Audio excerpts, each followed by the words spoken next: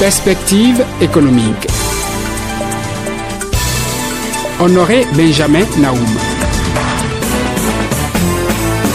Bonjour à toutes et à tous. Le 24 août dernier, le gouvernement de Patrice Talon allume les projecteurs sur la Société nationale des eaux du Bénin SONEB.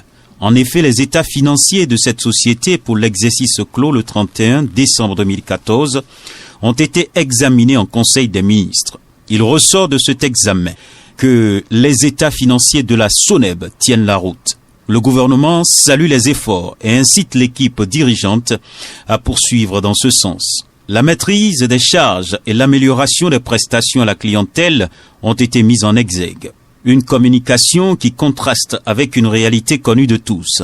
La distribution discontinue de l'eau et les difficultés à payer les factures ont toujours nourri la grogne des populations. Sur Perspective économique, nous allons au-delà de cette communication gouvernementale pour tout comprendre. Nous recevons à cet effet le directeur général de la SONEB, M. David Babalola. Bonjour. Bonjour. Merci d'accepter notre invitation sur Perspective économique. Tout le plaisir à moi. Présentez-nous brièvement la société que vous dirigez depuis quand déjà? Merci beaucoup Naoum, merci pour cette invitation et merci pour l'opportunité que vous nous donnez. La Société nationale des eaux du Bénin, c'est un établissement public et qui a été créé depuis 2004 seulement.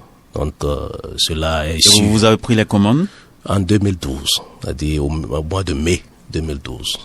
En réalité, c'est une société que vous connaissez, ses attributions, c'est le captage, c'est le transport, c'est le traitement, c'est la distribution de l'eau. De même que l'évacuation des eaux usées et domestiques et l'épuration. Bon, en fait, aujourd'hui, la société est en train de mettre l'accent d'abord sur l'alimentation en eau potable en milieu urbain et périurbain. Et à ce titre, la SONEB a comme zone d'intervention les chefs-lieux des communes. Les chefs-lieux de communes. Et sur pourquoi? C'est ça les attributions de la SONEB, puisque sa zone d'intervention, c'est les zones urbaines et périurbaines. Donc, c'est l'hypothèse de définition des zones urbaines et périurbaines, c'est les chefs-lieux de communes. Donc, la SONEB n'intervient pas en milieu rural. Et à côté de la SONEB existe une institution qu'on appelle la Direction générale de l'eau, qui intervient en milieu rural. Donc, c'est les deux actions qui se complètent pour donner l'eau potable à toutes les populations béninoises. Bon, à cet effet, la SONEB aujourd'hui a déjà équipé 69 chefs-lieux de communes sur les 77 que compte le Bénin. Vous comprenez que ce n'est pas trop, ce n'est pas peu non plus. Ce n'est pas trop, ce n'est pas peu parce que tant qu'il y a des populations qui n'ont pas accès et de façon durable à l'eau, on ne peut pas dire que la mission est achevée. Et cette mission, nous la conduisons avec un effectif de 850 agents sur le territoire que je viens de vous définir. La SONEB, c'est un établissement public, comme je l'ai dit, mais qui répond aussi aux règles de gestion d'une institution autonome. Et ça, c'est très important. On dit que les statuts de la SONEB sont de type privé, c'est ça? Exactement. Parce que si vous lisez les règles de l'OHADA, la gestion de la SONEB est autorisée par les règles de l'OHADA. Donc, de ce point de vue, nous avons certaines contraintes qui sont des contraintes peut-être parfois positives, mais nous avons aussi des contraintes qui sont des contraintes négatives parce que nous sommes entre le secteur privé et le secteur public. Parce que le seul actionnaire de la SONEB, c'est l'État. Donc l'actionnaire unique, c'est l'État béninois. Alors, pourquoi c'est des contraintes parfois? L'État continue d'appliquer ces textes, c'est-à-dire nous dépendons de cet État et ces décisions, nous sommes obligés de les appliquer. Alors qu'une société privée a un certain nombre d'autonomies que la SONEB n'a pas forcément. Exemple, vous avez besoin d'acquérir tout de suite un groupe électrogène ou un équipement quelconque. Vous ici, Naoum, vous n'avez pas besoin de formalités supplémentaires. Vous avez ce groupe-là sur le marché, vous êtes dans le besoin, vous examinez le prix, vous échangez, vous l'achetez pour le besoin de votre radio. Ce qui n'est pas le cas avec la Société nationale des eaux du Bénin. C'est pareil aussi pour certains intrants que nous utilisons, notamment les produits de traitement. Et vous savez, la SONEB utilise environ 2500 différentes pièces. C'est-à-dire les différents matériels que nous utilisons dépassent les 2500. Imaginez si nous devons faire les formalités. Donc c'est l'une des contraintes, si vous voulez, de cette entreprise qui n'est ni privée, ni en fait publique, ni privée, parce que on ne peut pas utiliser toutes les prérogatives d'une entreprise privée. Mais en temps normal, vous vous rendez compte à un conseil d'administration? Exactement. Nous sommes obligés, nous sommes tenus. Mais vous savez que, comme je suis en train de vous le dire tantôt, nous sommes hybrides. Le conseil d'administration doit aussi rendre compte à l'actionnaire unique. Vous auriez souhaité quoi? Non, ça ne pas être hybride? Non, c'est que ce que je vous dis, c'est juste pour situer un peu ce que c'est que la SONEB. D'accord. Oui, c'est juste pour comprendre ce que c'est que la SONEB et énoncer un certain nombre de difficultés que nous allons aborder plus tard. D'accord. Voilà, c'est tout. Alors, je l'annonçais donc en introduction, les projecteurs sont sur vous depuis quelques jours. Le gouvernement prend acte de vos états financiers dont le bilan est positif fin 2014. Est-ce une première? Non. Mais il faut reconnaître que quand même l'examen de ces états financiers a fait l'objet des études approfondies. Ça a été minutieusement examiné.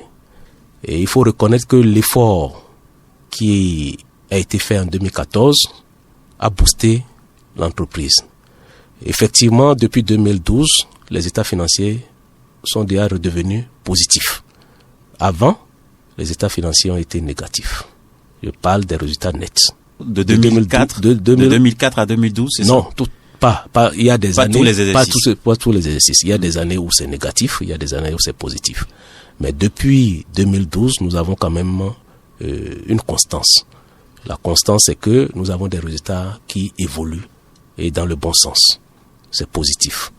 Et on ne peut pas dire plus parce que les chiffres d'une entreprise ne s'étalent pas devant le public. Ce qu'on sait, c'est que le gouvernement a bien apprécié les états financiers de l'entreprise. C'est un avantage pour la société, mais aussi c'est un encouragement pour le personnel. Et c'est comme ça que moi je comprends la présentation qui a été faite pour cet état financier qui n'est pas un des premiers, parce que nous aurons aussi les états financiers de 2015 qui sont déjà disponibles et qui seront certainement approuvés aussi, et ces états financiers seront aussi positifs. Donc en fait, la leçon à tirer, je crois que le gouvernement veut encourager le personnel, parce que si le gouvernement demande de poursuivre, ça veut dire que le gouvernement sait que nous sommes sur le bon chemin. Comment vous-même vous qualifiez ce bilan? Parce que vous dirigez quand même la société. Comment qualifiez-vous ce bilan de 2014? Non, comme je l'ai dit, vous savez, je peux pas être jugé parti. Ça fait partie de mes résultats. Et je me joins au personnel pour dire bravo à nous tous. Parce que quand nous prenons ce résultat et que nous le comparons... C'est la joie, c'est ça? Bon, mais la joie et en même temps un peu d'inquiétude. Parce que vous savez, quand vous atteignez un résultat, il ne faut pas chuter. Il faut maintenir le cap. Donc, de ce point de vue, nous devons faire très attention. Parce que vous savez, les états financiers, c'est quoi? C'est des situations aussi qui peuvent être précaires. Donc, et c'est à juste titre que l'État a fait des recommandations pour dire de poursuivre. Ça veut dire qu'il y a une politique, une stratégie de maîtrise de charge. Et c'est ça le plus important. Parce que les états financiers, c'est quoi? La conclusion, c'est le scanning de tout ce que vous avez eu à faire au cours d'un exercice, du début jusqu'à la fin. C'est-à-dire les charges d'exploitation, les charges salariales, les charges d'investissement, ainsi de suite. C'est ça qu'on évalue et finalement, on tire les grandes conclusions. Et ces conclusions sont aujourd'hui positives, elles sont favorables pour l'entreprise. Alors, l'État nous demande de poursuivre cette tendance-là, une tendance nettement positive et qui permet le développement du secteur. Parce que si les états financiers ne sont pas positifs, vous ne pouvez pas développer le secteur. Vous ne pouvez pas fiabiliser ce que vous faites et vous ne pouvez pas être sûr que vous pouvez donner de l'eau de façon pérenne aux populations. Est-ce qu'on doit conclure que la SONEB se démarque catégoriquement des autres entreprises étatiques? Vous savez, comme je le dis, j'ai toujours dit qu'il faut savoir raison garder. Parce que la SONEB, elle a une structure de gestion. Et si vous faites attention à ce que le gouvernement a fait passer comme communiqué, les instructions ont été données à qui? Non seulement au ministre de tutelle, mais aussi aux autorités administratives. C'est important. Beaucoup de gens n'ont pas fait attention. Ça veut dire qu'on parle du conseil d'administration de la SONEB. Et ensuite, aux autorités de direction. Vous voyez, c'est-à-dire c'est à 3 niveaux. L'État, à travers la politique. L'État, à travers la stratégie. Le conseil d'administration, à travers le contrôle de gestion. Et la gestion elle-même. Donc, à ces différents niveaux, s'il y a un dysfonctionnement, vous n'êtes pas sûr d'avoir les résultats que nous avons. Donc, si tout ça est cohérent et que tout ça est en adéquation, tout devient positif. C'est ce qu'il faut noter. En gros, l'État a joué son rôle, le gouvernement. En mettant les moyens, c'est ça? En mettant non seulement, pas les moyens forcément. Les moyens, c'est quoi? Vous pouvez avoir les moyens si vous n'avez pas une bonne politique, vous n'avez pas une vision, vous ne pourrez rien faire avec les moyens. C'est d'abord la vision de l'État. Et ça, au passage, je vais remercier le gouvernement parce que la vision, vous allez voir que dans tous les programmes qui ont été projetés, l'eau occupe une place importante dans le nouveau système. Donc ça, c'est très important, c'est une vision. Et ça, cette vision est imposée au conseil d'administration qui est obligé d'élaborer des stratégies et d'administrer en conséquence. Et là, la direction générale ne fait qu'exécuter un plan d'action mis en place. Et si ce plan d'action requiert l'adhésion du personnel, alors vous avez un bon résultat. Je crois que le résultat est bon et nous devons faire l'effort de l'améliorer, au moins de le maintenir. Et quand nous comparons ce résultat aux sociétés d'eau de la sous-région, je crois que on a fait un effort. Nous sommes largement devant plusieurs sociétés de la sous-région, puisque nous sommes membres d'une association qu'on appelle Association africaine de l'eau. Et là, nous comparons les chiffres. Je ne veux pas dire que le Bénin est premier, mais en Afrique de l'Ouest, je peux l'affirmer. Nous sommes une société aujourd'hui de référence. Et c'est ça, notre vision. La SONEB est une société viable, c'est ça? La société est viable, sinon, ses états financiers ne peuvent pas être positifs. Une société viable, c'est une société qui arrive à couvrir d'abord les charges d'exploitation. C'est une société où, aujourd'hui, vous savez que d'une manière ou d'une autre, il n'y a pas de problème majeur à la SONEB. En dehors des questions qui sont des questions qu'on peut régler, nous avons des outils de gestion clairement définis. Notamment. Malgré le cri de détresse de certains employés. Exactement. Vous dites que tout fonctionne bien. Oui, on va en arriver là. Je ne dis pas que tout fonctionne bien. Parce qu'il y a des employés qui disent clairement que la société est mal gérée. Oui, ça dépend de là où ils se trouvent. Et ça dépend des indicateurs de performance de ces employés. Je vous ai dit tout à l'heure, on en a 853. Il y en a qui auraient voulu peut-être qu'on leur donne tout ce qui est ressources et ils ne seront jamais heureux non plus. Vous comprenez que chacun... Donc c'est lié à leurs revendications qu'ils sont en train de parler? Justement pas. C'est-à-dire si vous parlez du personnel, allez-y voir. Si vous regardez bien, dans tout ce qu'on dit, ils n'ont pas réclamé de salaire. Ils n'ont pas réclamé de prime. Ils n'ont pas demandé un bon être. Quelle est la réclamation? On dit mauvaise gouvernance. Le gouvernement qui juge, qui dit qu'il y a gouvernance et qu'elle est bonne et qu'il faut poursuivre. Je crois que ça veut tout dire. Je ne veux pas polémiquer là-dessus, oui. Mais mon point de vue, c'est que nous sommes dans une situation que vous comprenez. Lorsqu'il y a changement de régime, lorsqu'il y a changement de cap, il y a des gens, des mains extérieures qui rentrent et qui exploitent les situations comme les gens le veulent. Mais vous savez, ce qui est important, c'est d'avoir une vision. Vous et moi, ce que je crois, c'est que si vous êtes satisfait et que vous avez de l'eau en permanence et que vous arrivez à payer votre facture d'eau dans les conditions normales et que vous avez la bonne qualité de l'eau, je crois que ce n'est pas quelqu'un qui va vous convaincre de la bonne gestion à la SONEB. C'est vous-même qui allez vous rendre compte de la bonne gestion. Et je crois que nous n'avons pas atteint le summum. Nous sommes en train de progresser, nous tendons. Et vous avez vu que nous avons une démarche. La démarche, c'était d'abord de mettre en place les outils de gestion. Nous avons un plan prévisionnel de développement. Vous avez pris combien de temps pour mettre en place ces outils de gestion? On est allé très vite. Vous savez, je suis à la tête de la entreprise, ça fait 4 ans. Donc en 4 ans, nous avons eu le plan directeur eau, nous avons eu le plan prévisionnel de développement de notre entreprise, nous avons adopté notre stratégie de développement de notre entreprise, nous avons un modèle financier. Quand vous avez ces 4 outils, ça veut dire que tout est balisé. Vous ne pouvez plus faire de pilotage à vue. Mais ce n'est pas tout le monde qui peut comprendre ça. Ceux qui comprennent, c'est ceux qui doivent comprendre et vous avancez avec eux. Je sais que la majorité du personnel aujourd'hui de la SONEB, je ne peux pas dire les 100%, la majorité est fière d'être travailleur de la SONEB. Et c'est le plus important. C'est le plus important parce que ce n'est pas tous les jours qu'on félicite les entreprises. Vous savez... L'idéal serait de recevoir les félicitations de tous les employés. Les employés, oui, non, les employés sont félicités déjà. puisque c'est grâce à eux qu'on a atteint les résultats. C'est ce que je dis. La première félicitation, c'est à l'endroit du personnel de la SONEB, de tous, sans exception, du dernier jusqu'au premier, parce que j'ai toujours dit c'est une chaîne. Si un anneau est défaillant, l'entreprise coule. Le gardien est utile, il est à sa place. Il a son rôle à jouer. Celui qui est là, qui maintient les équipements, il a son rôle à jouer. Il joue son rôle. Il n'y a pas un seul agent qui ne soit pas important.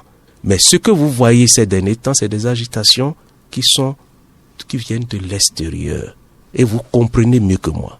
Ça n'a rien à voir. Comment comprendre que au mois d'avril, le personnel, tous les syndicats ont signé une lettre pour remercier et féliciter non seulement le directeur général, mais tous les membres du conseil d'administration pour le travail bien fait. Ce courrier existe, signé au mois d'avril 2016. Et subitement, connaissant les pratiques béninoises, on peut dire que le DG est en train d'entretenir un tant soit peu ceux qui ont les dents dures. À l'époque, ou bien maintenant? Je n'en sais rien. Non. Dites-nous. Non, ce que je vous dis, c'est que vous voyez les contradictions. Ce que je vous dis, je ne voulais pas aborder ce sujet, mais comme vous m'amenez, je crois que il faut qu'on soit transparent. Ce que je vous dis, c'est qu'il n'y a pas une entreprise sans problème. Même la famille a des problèmes. Donc vous travaillez à les résoudre? Moi, je travaille à les résoudre. Mieux. La première lettre que moi j'ai reçue, on dit, on veut me voir. Je dis, venez. J'ai donné une date, mais je n'ai vu personne. Bon, alors, c'est pas dans la rue qu'on va se comprendre. Est-ce que vous avez jamais vu un père de famille qui invite ses enfants à la table de négociation et qui refuse? C'est la question. Donc, vous comprenez tout. Vous avez compris ou vous n'avez pas compris, monsieur Nao? Que les auditeurs vont comprendre. Qu'on invite des gens à venir négocier et qui disent on ne vient pas. Ils vont négocier avec qui? Avec la rue? C'est un exemple. Et je vous dis, les mêmes ont félicité il y a 2 mois le directeur général et son conseil d'administration. Et les mêmes viennent décrier le DG et le même conseil d'administration. Qu'est-ce qui a pu se passer en 2 mois? Vous avez compris, vous? Certainement, il y a eu des zones d'ombre. Voilà.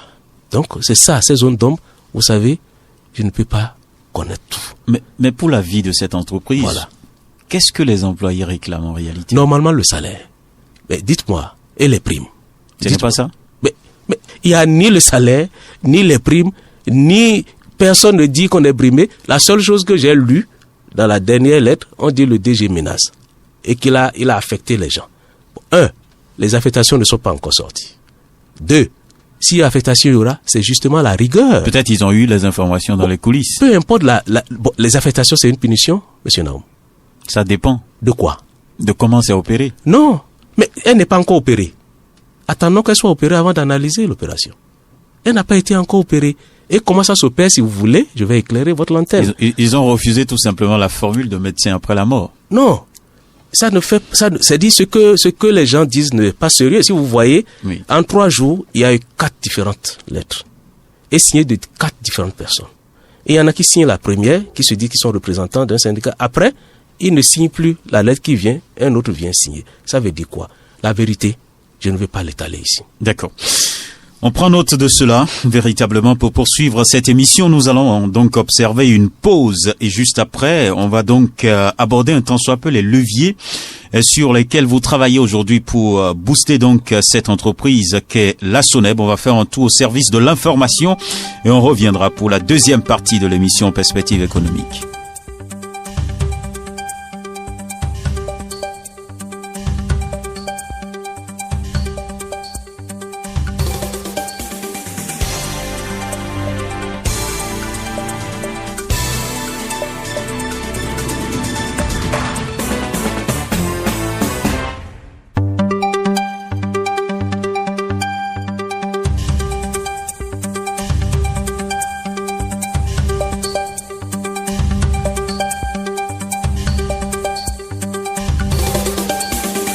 Perspective économique.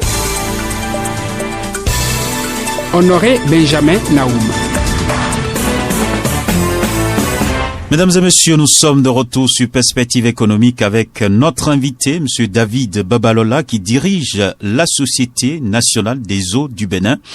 Il est sur ce plateau avec nous au lendemain donc de cette communication faite par le gouvernement qui a adopté les états financiers de la société pour l'exercice 2014.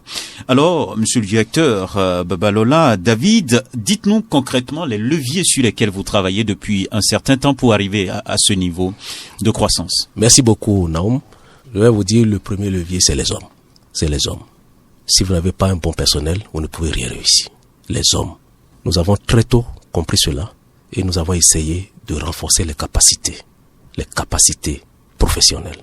C'est pourquoi nous avons un centre de formation au métier de l'eau qui est situé à Kpakpa et nous avons de recyclage permanent. Donc nous avons voulu valoriser les hommes. Ensuite, les problèmes sociaux ont été nettoyés. C'est encore les hommes parce qu'il y avait assez de revendications. Il y avait un problème autour de la convention collective des travailleurs. Ça a été réglé dès la première année. Alors, lorsque l'intérêt du personnel est mis devant, le reste, ça suit facilement. Donc, concomitamment, nous savions que il y avait des outils de gestion dont j'avais parlé tout à l'heure.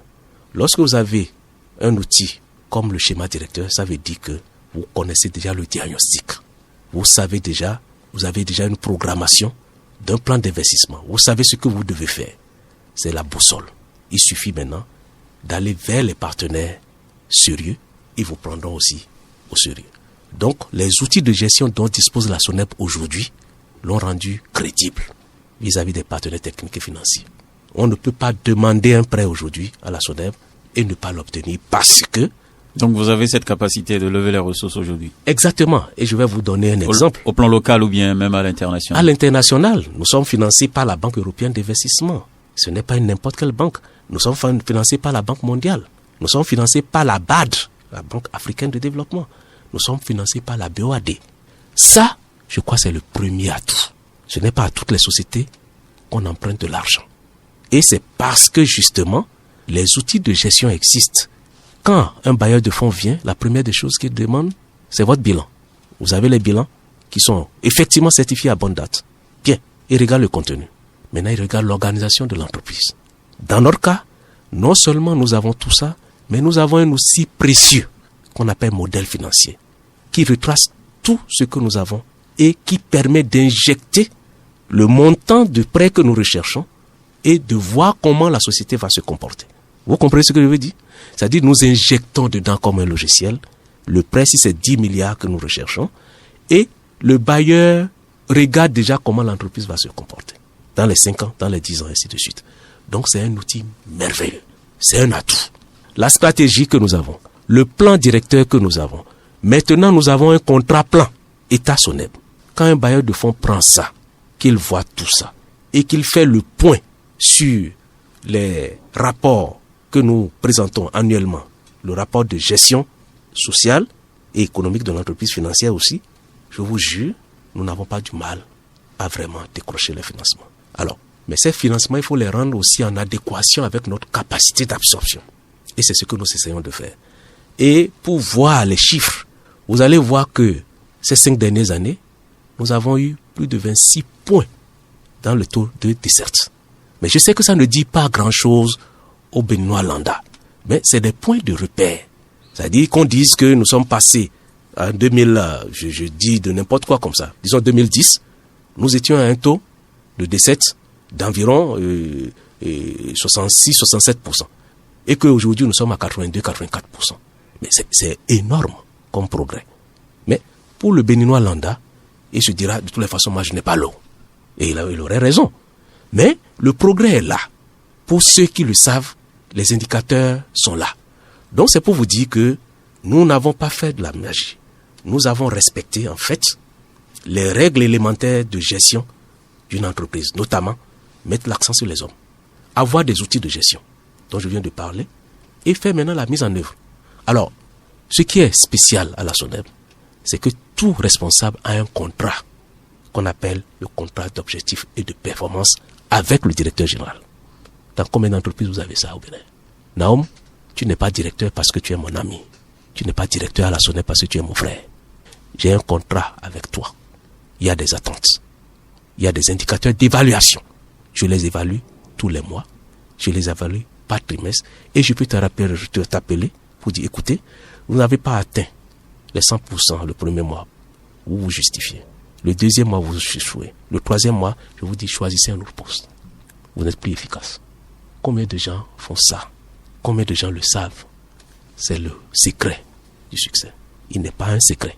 C'est l'objectivité. Il faut être objectif. C'est pour vous dire qu'étant société d'État, on peut être géré comme une société privée. C'est l'effort que nous essayons de faire. Et vous savez, si vous faites attention, la SONEB a fait tout pour être plus technique que politique, en tout temps. Parce que ce n'est pas deux choses qui peuvent aller toujours de pair. Si vous voulez réussir, vous choisissez. Là, vous devez vous concentrer. Nous avons choisi de nous concentrer sur le professionnalisme et sur la qualité de service. Et vous voyez, on n'a pas commencé la démarche qualité en 2012 ni en 2013. On a commencé la démarche qualité en 2016. Parce que nous pensons que nous sommes maintenant aguerris. Vous parlez de la qualité, mais est-ce que véritablement on peut dire aujourd'hui que ce que nous recevons dans nos maisons est un produit de qualité? Avec quelques débris encore que nous enregistrons? Nul n'est prophète chez soi. Nous avons des situations, effectivement, qui peuvent être des situations accidentelles. Oui. Vous ne me direz pas que vous recevez des débris 24 heures sur 24 chez vous, ou du lundi au dimanche. Non, je ne crois pas. Je crois que ça peut vous arriver aussi d'acheter des bouteilles de bière et d'y retrouver parfois quelque chose d'anormal. Ça peut arriver. Mais pour moi, cela ne justifie pas de façon formelle la qualité. Ce n'est pas parce que dans une bouteille de bière quelconque comme ça, on a retrouvé un débris que la bière est de très mauvaise qualité partout. C'est exactement le cas pour l'eau. Et je m'en vais vous expliquer un détail de l'eau. L'eau que vous avez dans votre robinet, vous l'avez quand vous ouvrez le robinet. Mais cette eau a parcouru peut-être 5000 km avant d'arriver chez vous. Je peux vous dire, à peu près, le réseau de Cotonou fait plus de 5700 km. Je parle de kilomètres, je ne parle pas de mètres. Je dis avec précision, 5700. Donc cette eau qui parcourt autant de distance et qui vient à vous, si elle lui arrive, si cette eau est parfois trouble, ça peut se comprendre parce que peut-être à mi-parcours, il y avait des travaux en cours et des précautions n'ont pas été suffisamment prises. Et vous avez ce que vous appelez les débris. Mais tout ça, c'est prévu par les normes de l'eau. C'est pourquoi l'eau, même quand elle est potable, nous injectons un produit que nous appelons hypochlorite de calcium. Juste pour ces cas accidentels. Ça veut dire qu'elle reste potable même si elle semble être souillée. Nous injectons ce produit pour effectivement neutraliser les microbes qui éventuellement pourraient s'y infiltrer. C'est ce qui se passe. Et ce que je vous dis... Mais ça tranche avec ce qu'on nous a toujours enseigné à l'école. Pour dire que l'eau potable est incolore et inodore. Exactement. Oui. Oui, je suis d'accord avec vous, mais aujourd'hui, nous progressons. Et il faut revoir la définition.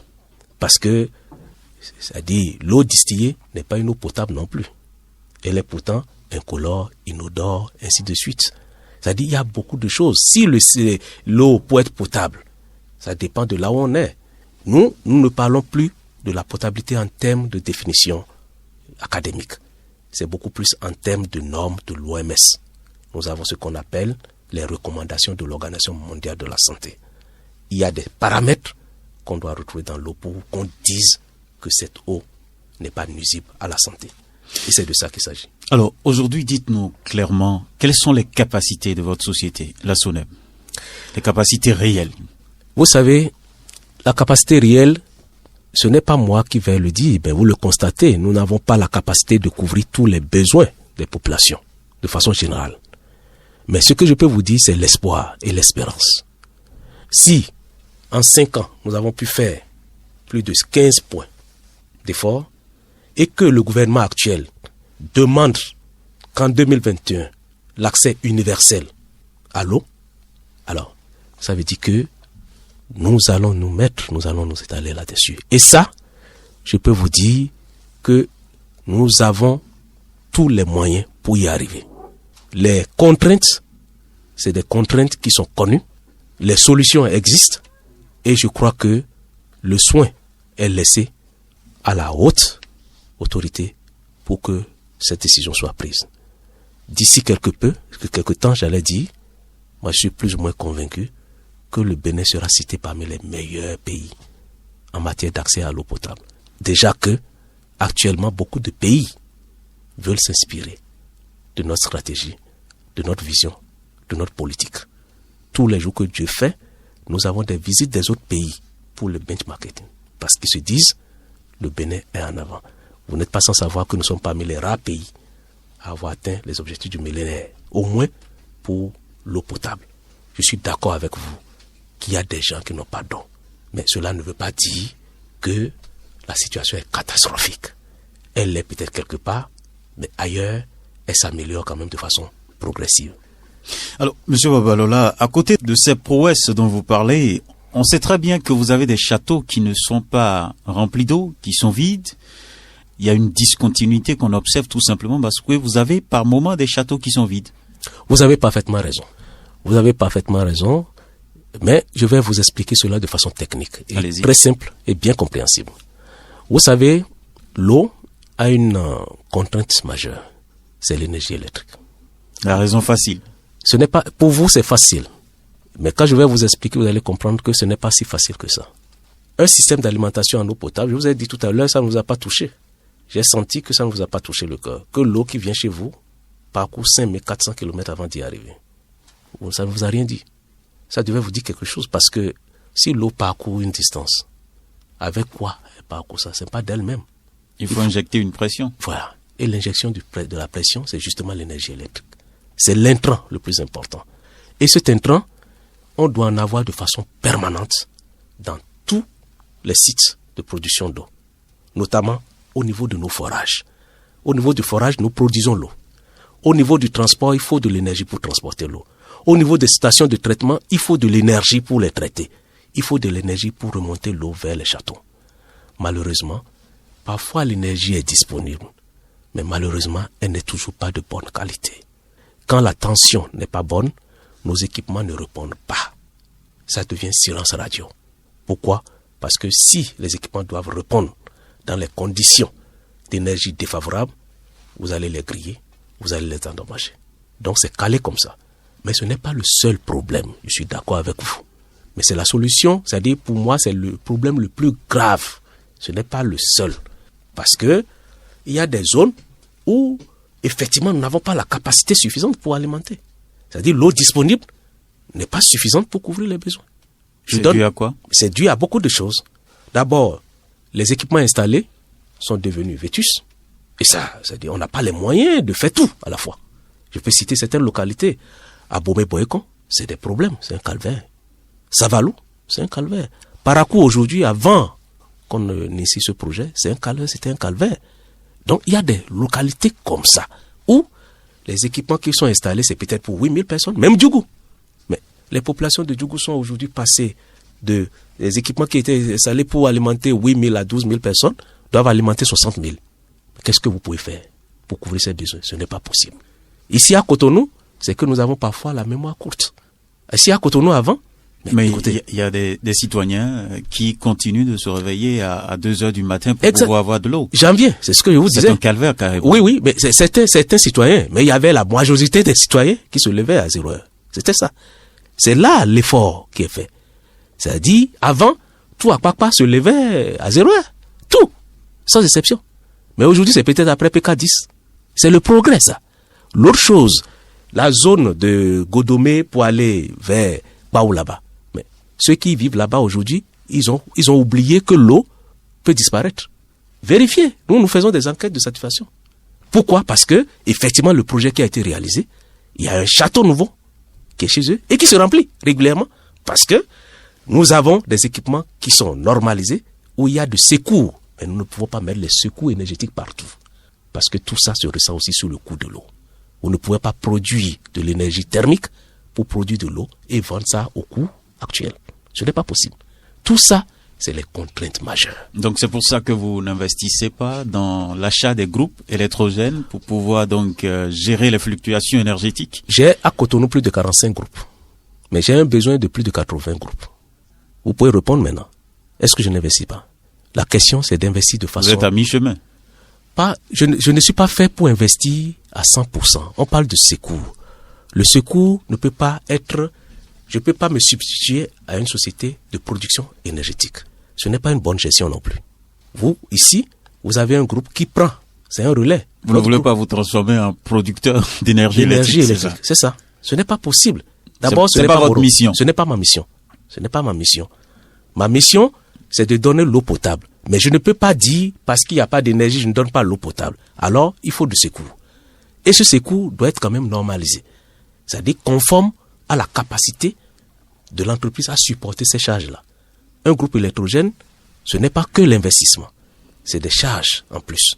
C'est le gasoil, c'est la maintenance, c'est l'entretien, c'est le renouvellement, ainsi de suite. Donc, autant d'éléments qui font que la SONEB ne peut pas, c'est-à-dire secourir à 100%. Ce n'est pas possible. Si on le faisait, ça va se ressentir encore sur le coût de l'eau et vous serez les premiers à dire l'eau coûte cher. Mais si ça vous coûte déjà cher. C'est ce que vous croyez. Et ça, c'est une question que j'aime aborder avec vous. Allez-y en même temps. Voilà. Sur le prix que vous nous pratiquez. D'abord, il y a beaucoup de gens qui ne savent même pas combien coûte l'eau. Dites-nous, le mètre cube coûte combien? Pour le tranche social, c'est 198 francs. Et c'est quand vous dépassez les 5 mètres cubes en 30 jours que vous payez 458 francs le mètre cube. Alors, le prix de revient d'un mètre cube de l'eau, de façon simple, c'est environ $1. 550 francs, 600 francs. S'il s'agit de l'eau souterraine. Mais quand il s'agit des zones comme Parakou, Savalo, où nous utilisons les eaux de surface, le coût de revient du mètre cube de l'eau monte à 2500 francs. Bon, dites-moi, quel est le commerçant qui va produire à 2500 et vendre à 198 francs? Donc, moi je dis, quand on me dit l'eau coûte cher, je ne sais pas à quoi on compare l'eau. Deuxième chose qu'il faut... Parce que la société SONEB a quand même un volet social. Vous accompagnez les populations à sortir de la précarité. Justement, c'est d'assainissement. Voilà. Le volet social, c'est justement ça quand je parle de 198 francs. Les 198 francs, c'est déjà une tranche sociale. Les 198 francs, c'est déjà une tranche sociale. C'est-à-dire le coût de l'eau, le coût normal, c'est au moins 458 francs. Mais on donne la tranche sociale à ceux qui sont vraiment des indigents. C'est-à-dire ceux qui sont indigents ne peuvent pas avoir de l'eau pour arroser les fleurs, par exemple. Ils ne peuvent pas laver leur voiture, par exemple. Mais ils ont droit à 5 mètres cubes chaque mois, en 30 jours. Les 5 mètres cubes font 5000 litres d'eau. Quand vous repartissez sur 30, ça veut dire qu'ils ont droit au minimum à 5000 litres divisé par 30. Vous imaginez, c'est largement suffisant pour les ménages quand il s'agit des indigents. Et pour ceux-là, il y a cette stratégie, il y a cette politique, et ils ne payent pas la TVA sur leur consommation. Maintenant, pour ceux qui sont de classe... Mais souvent, vous faites des gymnastiques pour nous booster de cette tranche sociale. Vous avez le compteur de la SONEB chez vous, à domicile. Vous pouvez contrôler votre gestion. Ce n'est pas à distance. Ce compteur est chez vous. Vous pouvez chaque jour voir combien... Mais vos agents ne viennent pas relever à temps. Ils relèvent tous les 30 jours. C'est systématique. On fait tout. On a des tournées qu'on fait tous les 30 jours. Et là, je profite pour dire que bientôt, nous allons faire ce qu'on appelle de la télé-relève. Ça veut dire quoi? Ça veut dire que lorsqu'on aura fini nos équipements, nos installations, avec l'assistance et l'appui de la BAD, nous n'aurons plus à déployer des gens chez vous. Nous aurons un serveur qui captera à la même heure, à la même seconde, tous les index de vos compteurs à domicile. Un peu comme... Là, vous aurez à changer de technologie. Voilà. Nous sommes déjà dessus. Il y a un projet qui est dessus et qui va être exécuté à partir de cette année. Donc, nous allons commencer par Cotonou. Donc, ça veut dire que les citoyens n'ont pas à rêver d'une diminution de prix. Je vais vous dire ceci. C'est de deux choses l'une. Est-ce que nous voulons progresser? Parce que quand on me dit l'eau coûte cher, c'est pour ceux qui ont déjà l'eau, non? Monsieur Naum, l'eau est chère pour ceux qui en ont, mais et pour ceux qui n'en ont pas. Je viens de vous dire que le taux de couverture avoisine 82% et les 18% qui restent. Il faut les satisfaire. Il faut les satisfaire. Pour les satisfaire, il faut ce qu'on appelle la solidarité nationale. Pour donner de l'eau à tout le monde, il faut la solidarité nationale. L'eau coûte extrêmement cher à ceux qui n'en disposent pas. Mais ceux qui en disposent pensent qu'elle coûte cher. Il faut forcément la solidarité nationale. Et l'eau doit finir par payer l'eau. On ne va pas toujours tendre la main pour dire les partenaires techniques et financiers. C'est d'ailleurs ce qui fait que on n'arrive pas à faire les taux de 100%. Et je suis très heureux du gouvernement actuel qui a pris sa responsabilité pour dire je veux donner l'eau à tout le monde. Donc c'est le mot d'ordre. C'est le mot d'ordre. Mettez tout en place pour que tout le monde ait de l'eau. Mais ça, je crois que c'est courageux et c'est responsable. Alors, honnêtement, aujourd'hui, on voit très bien la SONEB se cacher derrière souvent la disponibilité de l'énergie électrique, mais nous avons une régularité quand même acceptable aujourd'hui au niveau de l'électricité, donc vous n'avez plus à avancer ces raisons. Mais vous constatez qu'il y a amélioration dans le service de l'eau, systématiquement. C'est des frères jumeaux. Vous ne pouvez pas me dire que le service de l'eau n'est pas amélioré depuis que nous avons une stabilité. C'est justement la conséquence de la stabilité de l'énergie qui fait la disponibilité de l'eau déjà à Cotonou. Et puis ce que je vous dis, Naoum, je vous invite à mon bureau. Je suis tout ça de mon bureau. Je peux suivre, je suis d'ailleurs. Je connais le niveau d'eau au niveau du château avant de venir ici ce matin. Il y a de l'eau dans au moins 2 châteaux de Cotonou qui étaient remplis. Les 2 autres qui n'étaient pas remplis, c'était celui de Maro Militaire et celui d'Akwakwa. Et de votre bureau, vous avez cette information? Toute information, c'est de mon bureau. C'est ça qu'on appelle la télégestion. De mon bureau, je sais le nombre de forages qui étaient en service. De mon bureau, je connais la pression d'eau au niveau de Akwakwa, au niveau de Fidjirosé. Ça, je voudrais vous faire inviter cela, vous visiter cela. Donc, nous avons aujourd'hui une technologie de pointe qui n'est pas partout. Tout n'est pas mauvais chez nous. Et quand le gouvernement dit de continuer dans la satisfaction de la clientèle, qu'est-ce qu'on met dedans? Ce qu'on met dedans, d'abord, c'est la satisfaction à 100%. C'est-à-dire tout le monde doit disposer de l'eau. Tout le monde. Ça, c'est le mot d'ordre. Et qu'après, qu'on puisse payer facilement Tout le monde doit payer facilement les factures. Mais on n'a pas besoin d'aller... Ce n'est pas le cas aujourd'hui, parce qu'on continue de voir des rangs. Justement, c'est pourquoi nous devons faire des efforts. Et le gouvernement actuel est en train de faire des efforts. C'est que c'est un gouvernement qui ne fait pas du bruit. Il n'y a pas de tapage. C'est le concret. C'est-à-dire, c'est l'action. L'action dit, taisez-vous. Quand on voit, c'est le silence. Il y a beaucoup de choses qui sont en train d'être faites. Vous ne le savez pas, vous allez le constater. Vous savez que... Donc vous rassurez votre clientèle. Mais je vous dis que d'ici peu, les voies autorisées vont vous dire tout ce qui est fait dans ce sens-là. Nous tendons vers la fin de cette émission et je voudrais vraiment faire un croisement rapide avec ce que vous faites et les objectifs de développement durable, les ODD, OMD et autres, parce qu'on parle quand même de la disponibilité de l'eau. Il faut que les populations... Qu'est-ce que vous faites dans ce sens-là? Vous voyez, je viens de vous résumer que le gouvernement a donné un mot d'ordre. Accès universel à l'eau. Les ODD, c'est l'accès universel à l'eau, mais en 2030. Mais le gouvernement dit... Tout de suite, à 2021. Ça veut dire que c'est responsable. Vous allez atteindre l'objectif? Mais vous y croyez? Moi, j'y crois fermement parce que l'impossible n'existe pas pour moi. Il n'y a pas d'impossible. Et je vous dis, le pouvoir, c'est un credo. Et la persévérance et l'assurance, ça permet de démolir toutes les difficultés.